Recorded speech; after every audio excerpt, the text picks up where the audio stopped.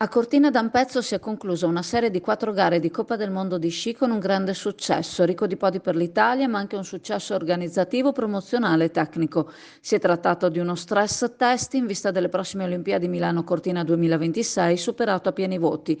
Si tratta della prima disciplina veloce disputata nella Conca Ampezzana dopo 33 anni di assenza, essendosi gareggiata la Coppa del Mondo in Super G, sia femminile che maschile.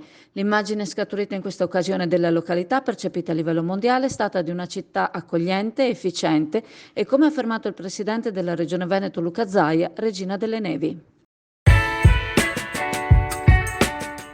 Passa all'Indiga a trascorrere una pausa in relax e vista mare.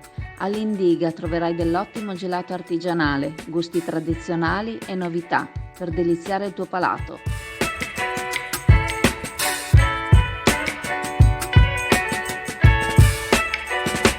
Indiga a Sottomarina ti aspetta.